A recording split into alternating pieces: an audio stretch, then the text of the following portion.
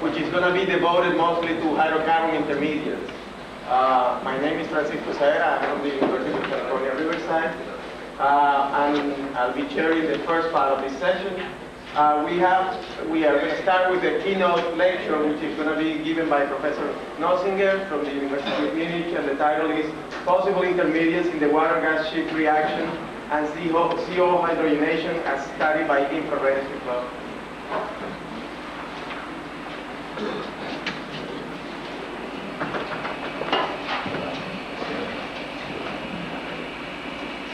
Thank you, Mr. Chairman. Good morning, everybody.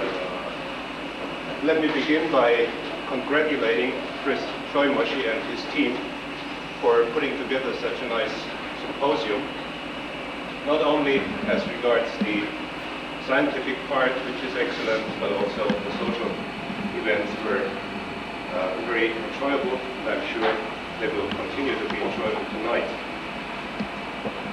Also, I would like to express my gratitude to Fritz for inviting me to be here and to talk about some of our results in the area of intermediates. I apologize that this lecture is in the CXHY intermediates session because in the water-gas shift reaction I don't think we have many of those, but I will tell you a little bit in the second part on hydrocarbon intermediates perhaps. What I try to cover today is in the first part, water-gas shift reactions on a special catalyst which I introduced to you. Admittedly, this is work that has already been published, but I thought it was perhaps the best contribution I could give to this symposium on catalytic intermediates. The work was performed by Professor Fu from China and the graduate student Leonore Krauss.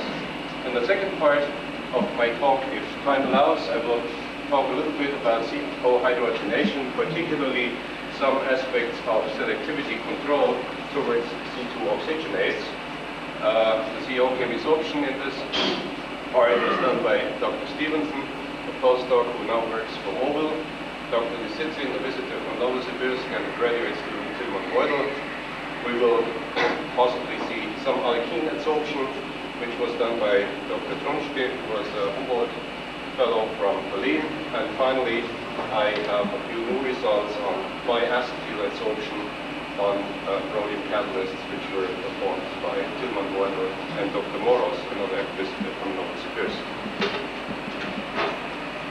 So, very briefly, let me introduce the type of infrared cell which we use and the procedure to look into the reactivity of intermediates, particularly in the water-gas shift reaction.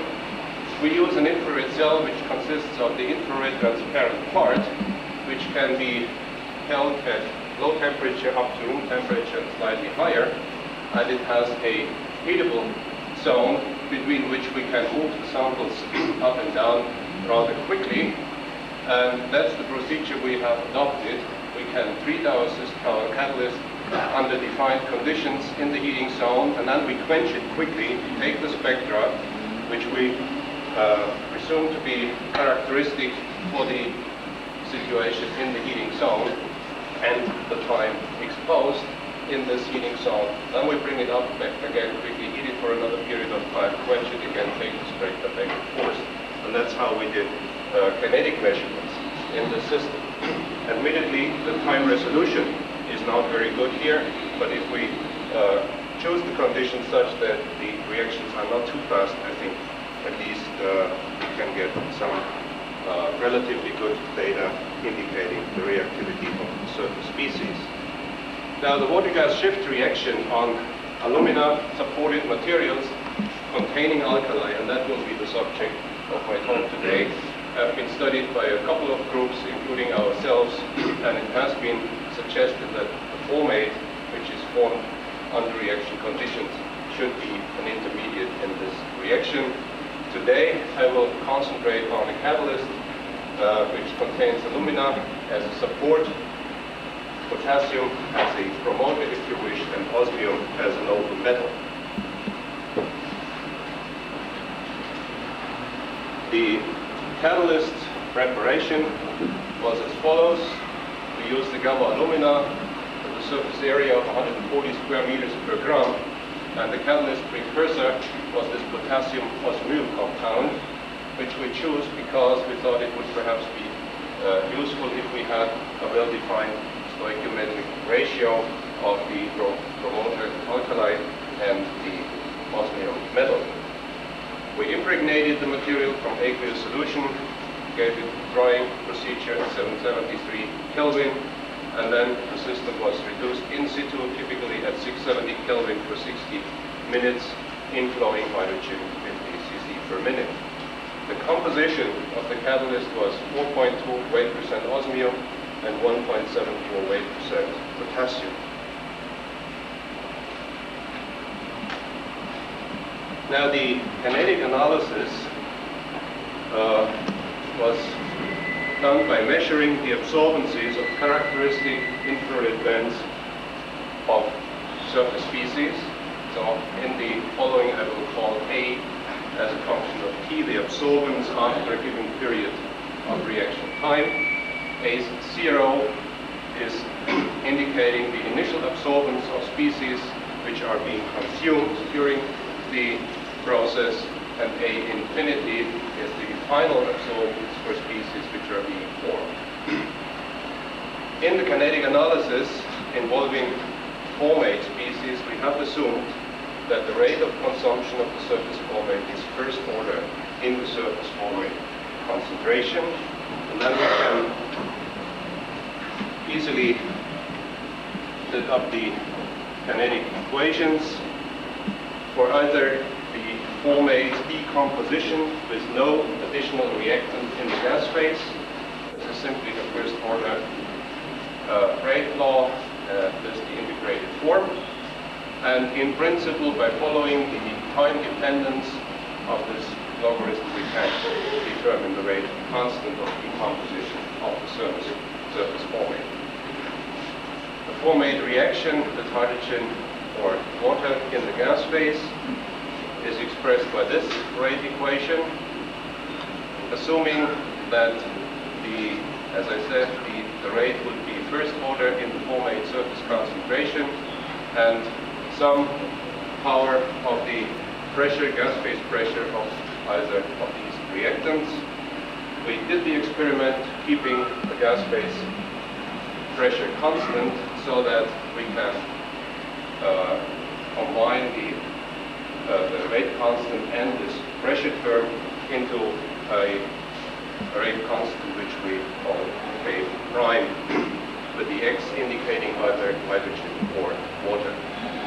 So the analysis again in terms of the first order rate law with respect to surface formate concentration allows them to determine these pseudo rate constants.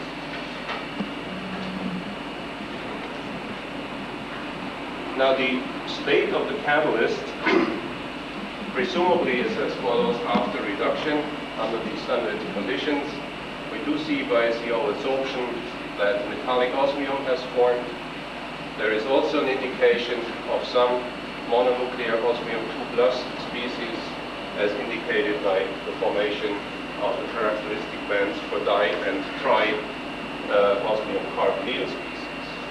The potassium is probably present as potassium oxide or hydroxide depending on the presence of water vapor or not, although we do not have any detailed information on the state of the potassium in these materials. Now, when we adsorb carbon monoxide, I'm showing you only one infrared spectrum or a series of infrared spectra in one transparency for this part of the talk. When we do CO adsorption, typically we do see the CO adsorption on the osmium metal. In addition, we do see a series of bands which are characteristic for formate, bicarbonate, and CO2 minus. I will put this little up so that it's possibly at the bottom as well.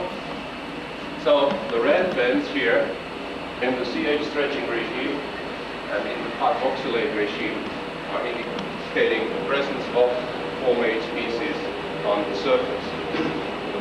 The separation of the antisymmetric and symmetric stretching vibrations of the formate suggests that it is a bidentate species, most probably located on the alumina support. Then we see the blue bands here. These are characteristic for bicarbonate species. And you see the green band here, which suggests the formation of CO2 minus species as well. Now this is the situation when CO is present in the gas phase, when we pump the system under the conditions indicated here, 473 Kelvin for 15 minutes. Immediately the bicarbonates and the CO2 minus species disappear, and the formate species is the only detectable surface species in addition to carbon monoxide sitting on the ozone level or dicarbon. So these are the type of spectra which we are then using to study the formation of various species on the surface and to look into their reactivity. Let me start by discussing the formation of surface formate species when CO is being adsorbed. What we did here was CO adsorption at 423 Kelvin, and this yields bicarbonate species, which we will analyze on the basis of the 1230 COH deformation band, and we do see the formation of CO2 minus as indicated by the band at 1335. The formate is not yet formed under these conditions at 420 Kelvin. But then when we raise the temperature to 470, we see the formation of formate species. We measure it quantitatively based on the absorbance at 1395, and the formate seems to be formed at the expense of the bicarbonate, whereas the CO2 minus species remains unreactive under these conditions. This is shown in the slide here. The relative intensity of the bicarbonate then comes down as a function of time. Simultaneously, the formate intensity increases, and when you correlate the absorbances or relative absorbances of these two species, you do find a fairly good linear correlation, although there is some deviation here, but I think this is simply due to the experimental error in our procedure. So there is strong evidence for the fact that under those conditions, at low temperature, we only form the bicarbonate and the CO2 minus. The CO2 minus remains unreactive, but if we raise the temperature in the presence of CO as a reducing agent, the bicarbonate is being reduced and we do form a surface formate.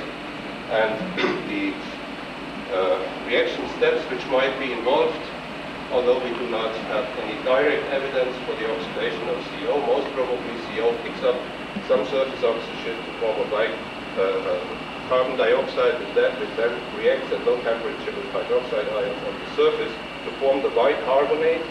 And if carbon monoxide is present as a reducing agent at higher temperature, it will be reduced to form the formate ion.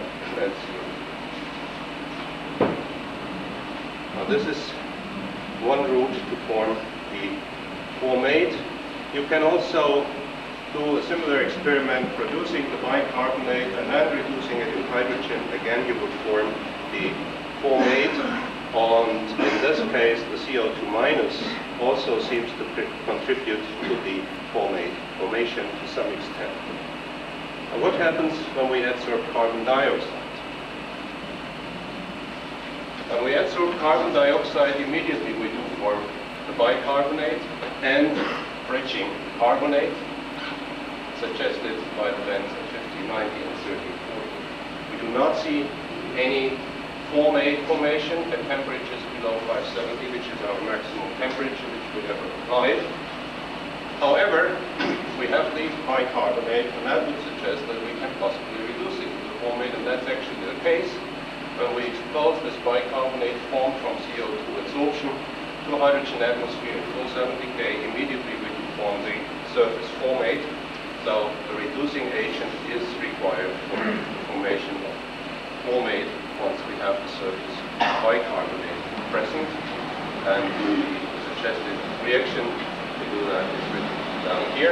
Under these conditions, the carbonate, the bridging carbonate, is entirely inert. It does not react at all under these conditions when hydrogen is present, and it is not decomposed either. Now, let me turn to co-adsorption of CO and water at 420 Kelvin. Remember, at 420 Kelvin, CO adsorption in the absence of water vapor will only lead to bicarbonate formation, but not the formate. This requires higher temperature in the presence of carbon monoxide. Now, if water vapor is present, we do not see the formation of bicarbonate, but only the direct formation of the formate species on the surface. And most probably this is due to the fact that we have dissociative adsorption of water. We produce hydroxyl groups on the surface in higher surface concentrations, so that then the carbon monoxide is immediately attacked by the hydroxide ions to form the formate in the medium. Now, having formed formate species on the surface, we can look into their reactivity. First of all, we have looked into the stability of the formate in the absence of any reactant in the gas phase. And you see here the time dependence of the absorbance at 1395, various temperatures, 570, 603, 633 Kelvin. You see the intensity comes down, the formate somehow decomposes, most probably by formation of CO and hydroxide ions on the surface. And when we apply the first order rate law, then we can analyze those kinetic curves, and you see there is very good description of the kinetic data with the first order rate law, which allows in principle to calculate the first order decomposition rate constants of this surface formate.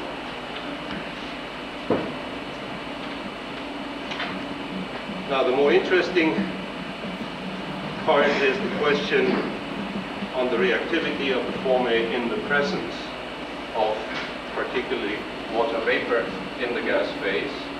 And here are the kinetic curves which we measure, the relative absorbance at 1395 in the presence of 5 millibars water vapor at these temperatures.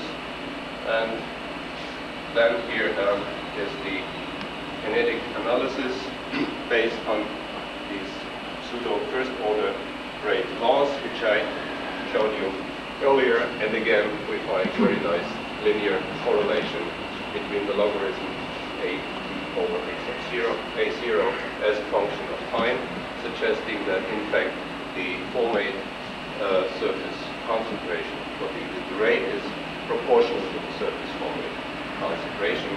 And the steps which we believe are involved here, I've summarized.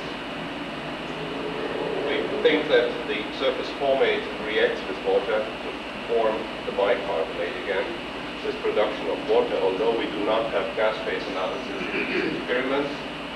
We do not really see the formation of the bicarbonate in the spectra, most probably because the decomposition of the bicarbonate under these temperature conditions is too fast. So most probably the reaction is via the bicarbonate to form the CO2 and reproduce surface hydroxide ions on the surface.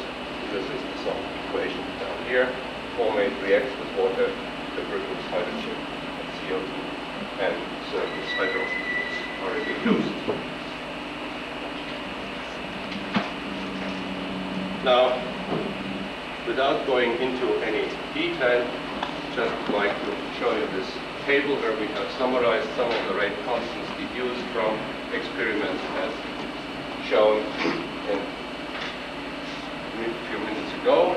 So we have the decomposition rate constants, and you see from temperatures required to decompose the formate that most probably the pure decomposition does not play an essential role under the conditions where we have the reactivity studies done in the presence of hydrogen, which I will show you in detail in the presence of H2O. This is the essential reaction here, I think I can clearly see that these rate constants under the conditions applied are significantly higher than any other rate constants we have looked at. Also, if we visually calculate the activation energies, the reaction of the formate with water in the gas phase is the lowest rate constant. Now, putting all these data together suggests then that in fact the formate should be an intermediate in the water-gas shift reaction on this particular catalyst, and the bicarbonate should also be involved. We think that the CO in the presence of water can react with surface hydroxyl groups, direct formation of the formate. The formate can undergo reaction with water to form the bicarbonate and hydrogen, and then the bicarbonate probably rapidly decomposes to form CO2 and reproduces surface hydroxyls. And this is put together here in a catalytic cycle. We start out from a catalyst which has hydroxide ions on the surface. These react with carbon monoxide to form the formate, which then picks up water, produces hydrogen, forms a surface bicarbonate, which rapidly decomposes into CO2 and reproduction of surface hydroxide species. Now the question arises which role the components of the catalyst play here, and at this point I think I can only speculate. Most probably the metallic osmium which is present is able to dissociate hydrogen or assist in the recombination of hydrogen atoms in the formation of hydrogen, and most probably the role of the potassium is to provide basic or nucleophilic hydroxyl groups which would attack the carbon monoxide in the formation of the formate intermediate. So far for the water-gas shift reaction. Let me now come to the CO hydrogenation. This is a oversimplified reaction scheme, and the question which we have been interested in for some time, many people are interested in that, is the question of selectivity control towards C2 and C2 plus oxygenase. Now, the important steps in CO hydrogenation, if we exclude methanol synthesis, are typically CO dissociation to form surface carbide species and oxygen, and then hydrogenation of the surface carbon would lead to CXHY intermediates, which then can either by hydrogen abstraction or addition lead to alkenes or alkanes. And I think it is not unreasonable to assume that the termination step, where carbon monoxide in a molecular form is inserted in a metal carbon bond, would lead to oxygenase. And then in a perhaps very simplified view, you could argue that you would be able to control selectivity in this direction if you could somehow affect the rate of insertion as a termination step relative to the termination steps which lead to hydrocarbons. And a very attractive assumption has come from organometallic chemistry, because in organometallic chemistry, adducts are known of noble metal carbonate compounds with Lewis acids, so that the carbon monoxide is coordinated to a noble metal site via the carbon and undergoes acid-base interaction with the Lewis site via the carbonate oxygen. There are examples in organometallic chemistry which demonstrate that when such adducts are being formed, the insertion rate of the carbon monoxide molecule into a metal carbon bond can be enhanced by as much as 10 to the 8th. So if it were possible to produce such adducts on the surface, for example by interaction of the carbon monoxide with a noble metal and a suitable Lewis acid site on the support or on the promoter, then we might actually be able to enhance the insertion rate by orders of magnitude relative to the termination steps which would lead to hydrocarbons. And this view has been expressed in the literature several times by a number of groups, and in fact such adducts have been proposed by means of infrared spectroscopy. Again, several groups have seen bands in the low frequency carbonyl region. The spectra I'm showing you here are those produced by Scott Stevenson and Alexander Lisitsyn in our laboratory for a rhodium on silica catalyst which was promoted by manganese oxides. That is by no means the first spectrum which shows these low frequency bands. I think the first to propose this idea probably were Ichikawa in collaboration with Sachters, but there were many others, like the group in Strasbourg, who have seen bands of this kind, which were typically assigned to a surface adduct, so the carbon monoxide was linked to the rhodium with the carbon end and interacted via the oxygen with the manganese ion in this case. Now, we have recently looked into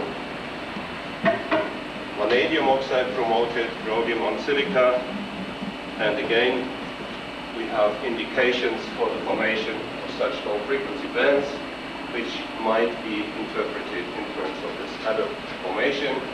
The cartoon, which is down here, is taken from one of the early papers of Ichikawa, I guess, where it was assumed that the CO is bonded to the metal and perhaps interacts with the Lewis acid site on the support surface, or if you had some promoter oxide sitting on top of the metal particle, you might have an interaction of this form with the promoter.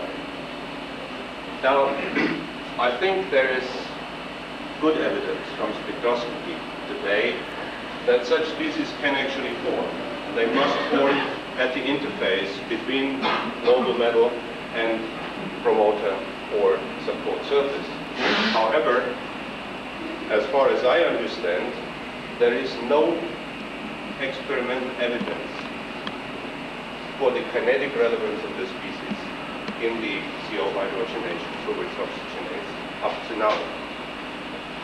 And so we thought about this problem and tried to develop a strategy by which we could possibly look into the importance of this species. And the strategy is simple on paper. What we have to do is we have to synthesize the C and O bonded carbon monoxide. We have to synthesize alkyl radicals on the noble metal surface, and then having both species prepared under suitable conditions, we have to try to do the insertion reaction on the surface so as to form an acetyl species, which then would be hydrogenated further to the desired product. Now it looks simple, but I have no results to report on, because the individual synthesis of these species is not easy. We have succeeded in making some alkyl radicals. I've shown you the possibility of making the possible CNO bonded species, but we have not succeeded yet in having both react with each other. Now let me very briefly indicate how we try to make the alkyl radicals. The obvious way certainly is to use alkyl halides. This was already a matter of discussion here, and I think we will hear more about this today. So we used methyl chloride, hoping that we would have clean splitting of the C-Cl bond. And the second approach would be a hydrogenation of ethylene, not to gas-phase ethane, but hoping that we could possibly make ethyl intermediates by this route. Now, the methyl chloride reaction is actually possible. We did it at rather low temperatures on the rhodium silica catalyst. let me first show you the bottom spectrum. This is the adsorption of metal chloride on pure silica. And here you have only physical adsorption under these conditions. As soon as you evacuate the system after adsorption, you get a clear background spectrum without any metal chloride being left on the surface. On the other hand, on the rhodium silica catalyst, we do have a shoulder here in the CH stretching regime, and when we pump the system, then at 2953 remains accompanied by two bands in the deformation regime, and we think that this is an indication for the formation of metal species on the rhodium surface. We have not looked into the reactivity of this metal species at higher temperatures yet. Now the other approach would be ethylene adsorption, and this has been studied on rhodium extensively on single crystals by the Sommerchai group. There is much less information on ethylene adsorption on rhodium supported. There are a few reports which I indicate here, and you all know that you can, in principle, at low temperature, make pi or di sigma adsorbed ethylene, and at room temperature, the major species is the ethylidine, which is supposed to be rather unreactive. Nevertheless, we tried to hydrogenate the ethylidine, hoping that we could make some ethyl groups on the surface. Now, this is a little involved, and I do not want to go in any detail here, but the bands which are indicated in blue are actually the characteristic bands of the ethylidine species, so we do form them.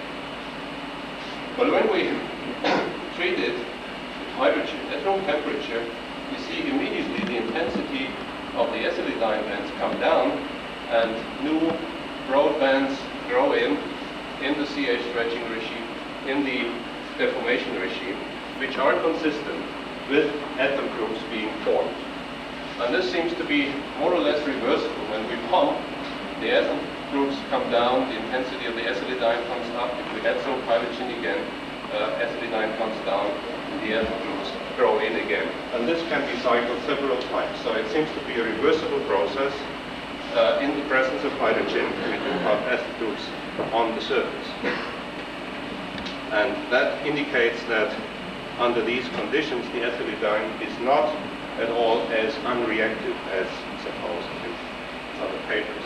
Now, just summarizing those results, comparing here our band positions of the ethylidine with those reported in the literature, I think they fit quite nicely. There is little doubt that we have the ethylidine formed, and then when we admit hydrogen to the system, here are comparisons of our bands which we assign to the ethyl surface species with some others on platinum, for example, and again they fit very nicely, so that in fact we believe that we can produce ethyl intermediates perhaps via this route. Now, the chemistry of ethylene adsorption on these materials is not unequivocal. There are various groups in the literature described.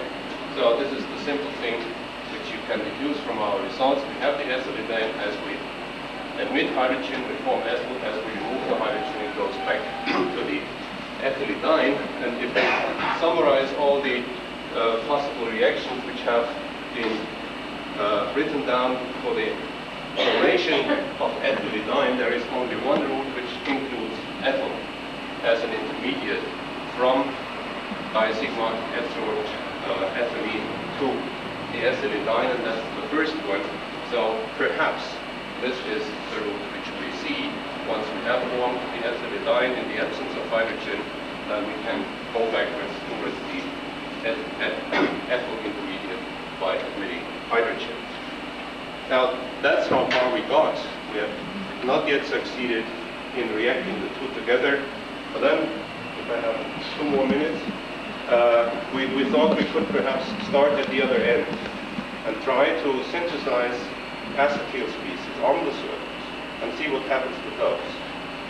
And this we did by absorbing diacetyl on silica first, And on silica, you have only physical adsorption. This is at room temperature, very low pressures. You see the OH band intensity comes down. You have the prompt hydrogen bonding here, the CH stretching region here, and in the carbonyl region, you have rather clean spectra. This is the CO stretch. And in the regime where you would expect carbon monoxide adsorbed on the rhodium, you have very flat background, nothing to be seen here.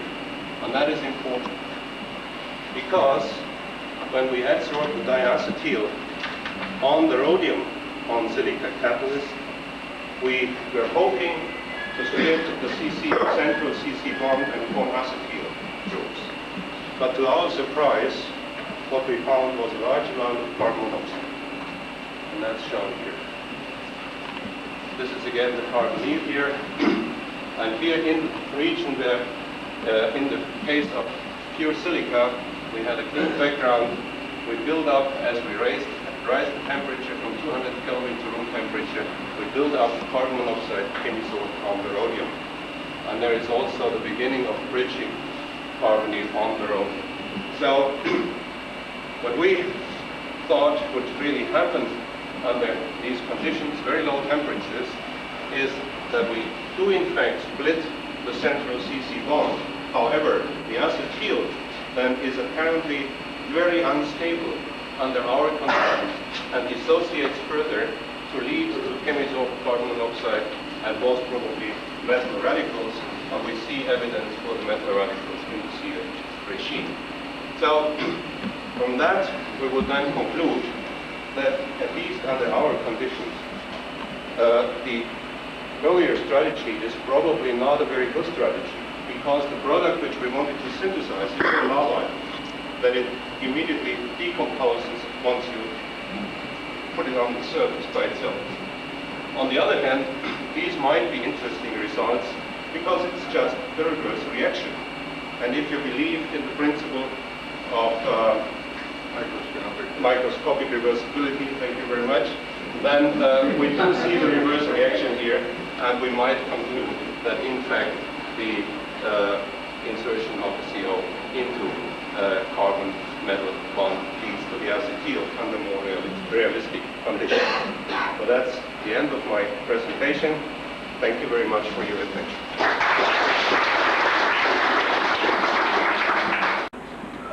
Yes, that's one of the problems, and I have no very good explanation.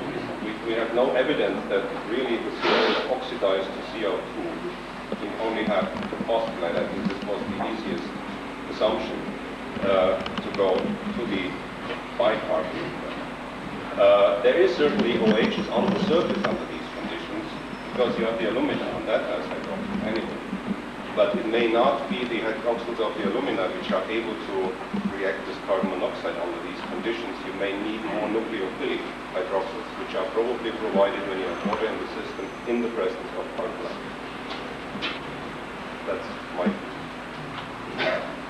question is that what is your evidence that the ethylene bond is di-sigma bond and not pi bonded bond? Okay, I went very quickly over those spectra. There are on single crystal is okay that above 100 Kelvin the ethylene bond in di-sigma bond. No, actually, well, the equations which I showed here were those taken from the literature, and there the description is like that. What we see is, in the presence of ethylene in the system, a species more like a pi adsorber in ethylene. I'd like to make a comment and have a question. The comment is that we studied also the promotion of flame oxide rhodium with the question in mind whether the CO insertions would be enhanced by the presence of vanadium oxide. Vanadium oxide. Our conclusion is that it is not. The vanadium oxide only enhances the rate of CO dissociation, but that the insertion step of the CO with the carbon intermediate forms on the surface is not enhanced with vanadium oxide. That's the comment. I know that, yes. So I'm very interested what will be the final answer from your studies. And The diacetyl result is quite fascinating. You only showed one case. Did you also study this in the absence of vanadium, or was this? So this was in the absence of vanadium. We have looked into it in the presence of vanadium, but I didn't want to show the data. It's very complex because there you have lots of reactions occurring on the vanadium side, and we have not yet sorted out the spectra. Okay. So it's not an easy task. Yes, we found that as soon as the acetyl is formed, there is an immense effect of the vanadium oxide. Because the vanadium oxide will have a strong interaction, Yes. and it will enhance the rate of hydrogenation of acetyl. Okay, that may be one possibility, but I think there are also lots of other kinds of reactions going on the promoter side, and that makes life a little difficult in interpreting the spectrum. And you observe that in the presence of hydrogen, the rate of the disappearance of the formate band was increased. Yeah.